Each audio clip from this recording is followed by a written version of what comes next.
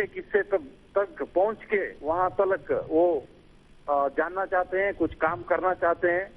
मैं इससे बहुत खुश हूं और आज विद्यार्थी के साथ इतने अच्छे से बात किया, छोटे छोटे बात किया उन्होंने। जो अभी स्त्री जाति के बारे में, हमारा छोटी अभी लड़की, जो भी लड़की विद्यार्थी रहती हैं उनके लिए टॉयलेट के बारे में बताया था।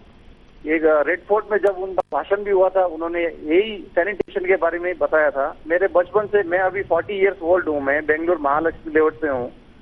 मेरा यही चिंता रहता था भारत कभी ये दिन देख पाएगा। मैं अभी, मेरे को ये लग रहा है कि अभी भारत कुछ देख रहा है। अभी वो मोदी जी की तरफ से है। मैं कोई पॉलिटिक्स से नाता नहीं रखना चाहता हूँ, जब Congress.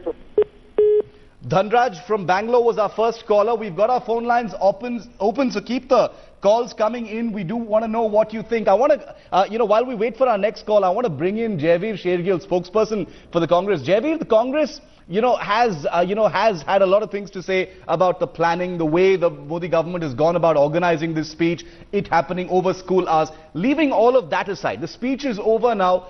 The sum and substance of what Modi did here today, with all those children asking him questions, what did you think? Your first reactions on the speech itself, the sum and substance.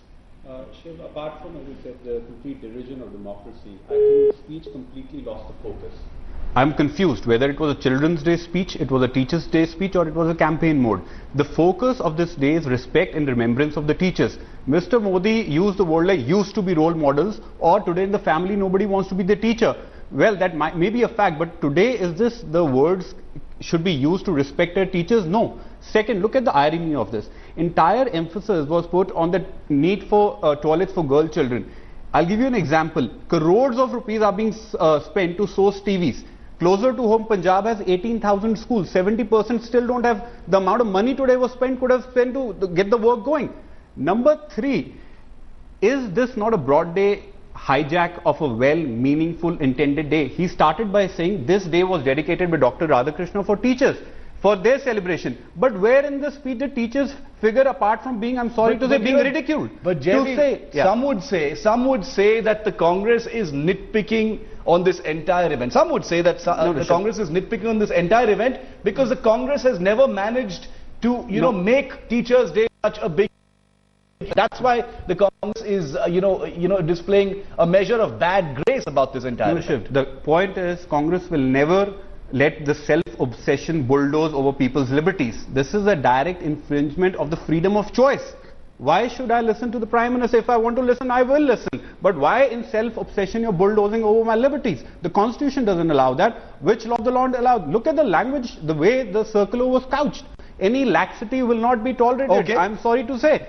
This kind of propaganda is suffocating and a blatant suffocation of liberty. An allegation of propaganda has been in the air, and I'm going to get GVL Narasimha Rao of the BJP in just a moment, but we have our second caller. Mrs. Joshi is calling in from Dehradun. Mrs. Joshi, did you think the Prime Minister's speech was historic, or did you think it was unnecessary and a waste of time? मैं कहना चाहती हूँ कि प्रधानमंत्री जी ने जो भी कुछ रखा है स्कूल के लिए बहुत अच्छा है, लेकिन कई बार होता है हम स्कूल में जाते हैं, हमारे बच्चों को कुछ अच्छे से नहीं समझाया जाता है। हम जब कहते हैं तो कहा जाता है कि या तो आप कोऑर्डिनेटर से मिले या उन्हें ट्यूशन पढ़ाएं, लेकिन हम चाहते हैं जो भी कुछ हम बाहर सिखाएं वो हम अपने बच्चों को स्कूल के माध्यम से दिला सकते हैं, क्योंकि स्कूल ही ऐसी जगह है जहां बच्चा संपूर्ण ज्ञान ग्रहण कर सकता है। बाहर जाता है उसका समय खराब होता है, बाहर कई ऐसी चीजें हैं, ट्रैफिक है, कई चीजें हैं, लेकिन अगर हम स्कूल में हमें सही गुरु मिलते हैं तो वो ज्ञान पूरा दिया जाता है। लेकिन आज के स्कूल में सिर्फ अपना सिलेबस खत्म करने की बातें होती है, क्योंकि आगे एग्जाम है और वो उसको सही सिर्फ पढ़ा रहे हैं, सिखा नहीं रहे हैं। लेकिन मैं चाहती हूँ कि जहाँ हमारे बच्चे जाते हैं वहाँ उन्हें पूरा ज्ञान दिया जाए। Well, we hope those ideals have really trickled down. Mrs. Joshi, thank you very much for calling. Arpit is our next caller. He's calling in from Ajmer. Arpit, go ahead. What did you think of Prime Minister Modi's speech?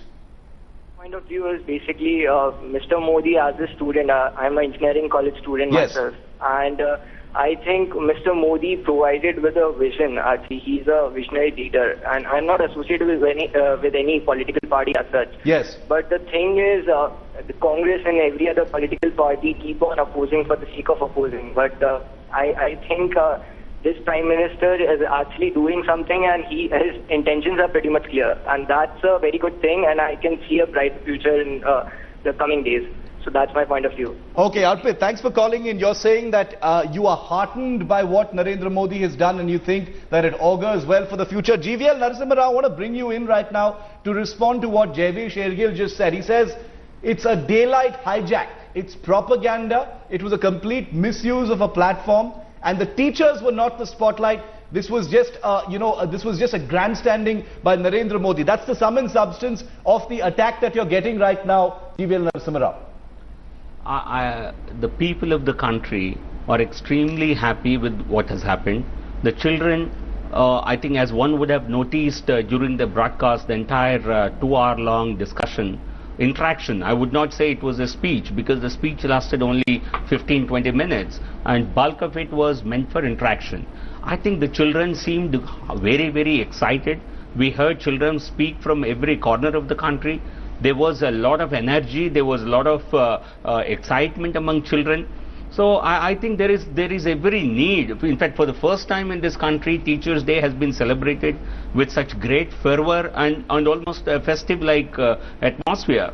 And in this situation, if you have a carping Congress which has nothing but negativity, which keeps on opposing for the sake of opposing, as one of your callers said, I'm repeating what he said, I think it doesn't deserve a response. I think the Congress party has been confined to what it is today. It hasn't got even the opposition, leader of the opposition status. And if they persist with such negativity, I think they possibly will disappear. Jaiveer, I'll give you a chance to respond to that in a moment. So I don't think, I think they deserve to be responded to, actually. Okay, I want to also bring in Raghav Chadha of the Aam Aadmi Party in on this. The Aam Aadmi Party has also had a view on this entire event. Raghav, your opening comments on the speech, the sum and substance of Narendra Modi's speech to students today. Well, you see, at the outset, I would want to state that there is no harm in the Prime Minister of the country talking to young students. Yeah. But this entire episode, this exercise that has been orchestrated, has caused some amount of resentment in the minds of many, primarily on 2 counts. One is the conduct of this exercise, second is the content of the exercise. Now, talking about the conduct of this exercise, this is a huge mammoth exercise that has been conducted by issuing dictatorial instructions. Mr. Modi has essentially imparted a lesson of rituals of power to the students, that everything can be orchestrated to suit the convenience of one person, be it the time of the event, the language of the event, the compulsory attendance in the event, and the students have been made to understand that if a high diktat has been issued by a high office, that everyone has to comply by that. Number 2, you see, Teachers' Day essentially is about teachers. Teachers are at the center of the activity, and every school has their own traditions of celebrating this important day. And somehow I believe in this entire event, the teachers have been misplaced from the center, and the center spot has been captured by Prime Minister Modi. Okay. And I think, this has led to, this entire resentment is not just limited to logistical and infrastructural inconveniences, but also that the students and the teachers have vanished from this important day, and it has become about Mr. Modi and nobody else. Points that you raised, Raghav. In fact, in just a short while from now, we're going to get voices from students, teachers, people who are actually, out there in schools across the country who are made to listen to that speech. I want to quickly fit in a caller from Mumbai right now. Kailash is a headlines reviewer who's on the phone line with us from Mumbai. Kailash, what did you think of the of Modi's speech and the way it was conducted today? Yeah, sure. Mr. Shiv, first of all, it's a pleasant change, See, there will be resentment. Negative people will always be talking, We don't have to see that, with all due respect, it's Congress people, they are turning out to be bad losers, And this, with all due respect to this Raghav, if you see his Twitter handle, his handle is spread revolt. So don't expect any positivity from these people. The entire nation respects what the Prime Minister is saying. The real problem with these negative people is they have not yet accepted that the elections are over. And the Prime Minister, Mr. Narendra Modi, they still are in the campaigning mode, the opposition. Still think that they can defeat Modi by stopping from becoming Prime Minister. They need to wake up, wake up. The country has woken up. No parent is resenting. Everybody is happy. These so-called intellectuals, they are bad losers. this is a voice. You know what, Kailash, thanks very much for that, and I want you to listen to the responses to your comments, Kailash, and I'm going to put that to Jaiveer. Jaiveer, all of the calls we've taken so far, we've taken 5 calls so far, and they all seem to say, what's the big deal? I mean, this is good, it's nice, it's a change, it's a Prime Minister reaching out, he's just won a landslide victory. So, how much merit is there in, anyone calling this propaganda? What propaganda does the Prime Minister really need in reaching out, to students? What's the big deal? You've got a caller there, Jaiveer, calling the Congress a bad loser, bad grace, and a bad loser in this case. Shiv, the happiness or the sadness of the students or my friend from the BJP is not the barometer to judge the situation. The point is, you have shot a bolt from the blue called the forced viewership, which is a common trait in all dictatorships. Recently, Venezuela, President Maduro, pre-1990, the Ba'athist regime. Before that, Hitler.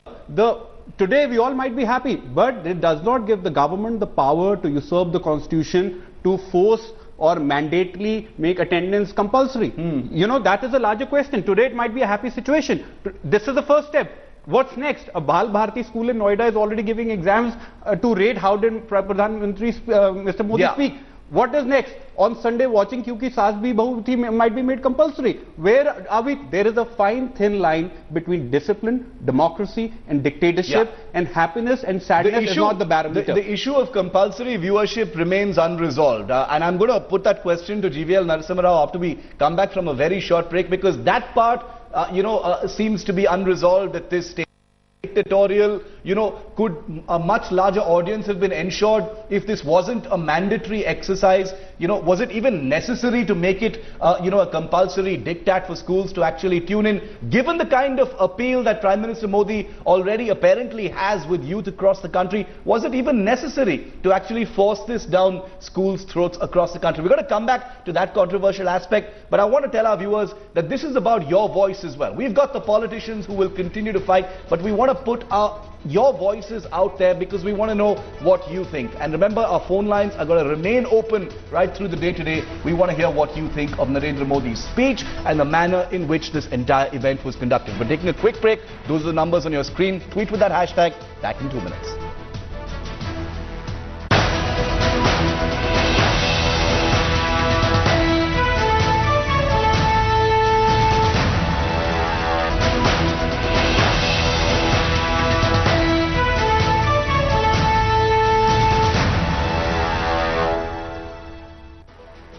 Thanks for staying with Headlines today. Our phone lines are still open because we want to know what you think of Narendra Modi's speech. That number is on your screens. The phone's really ringing. We're getting a lot of calls on, what has built up as a controversy over the last couple of weeks. The speech happened. It lasted the interaction was just less than 2 hours. It was beamed live to over 2 crore students across the country. Joining us live now is Rajesh on the phone line with us. He's a Headlines Today viewer from Bangalore. Rajesh, what did you think of the speech? Rajesh, Bangalore, Rajesh.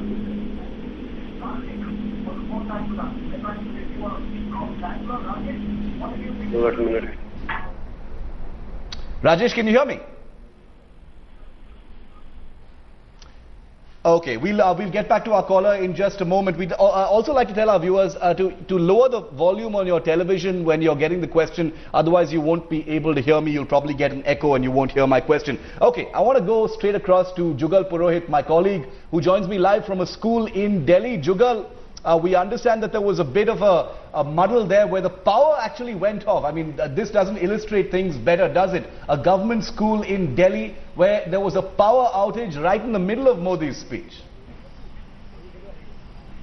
That's right, Shiv, and the power outage wasn't external. In fact, the fuse of the school itself went bust, and that's why all these kids who had actually stayed long in the school couldn't even take a look at the speech. But speaking about the broader point, Shiv, there is a lot of optimism among teachers and students out here in a country with over 50 lakh teachers, and where any of their teachers' affairs do not make even news stories these days. They're saying that the very fact that the Prime Minister has made it a talking speaking point is a big boost. They're feeling inspired.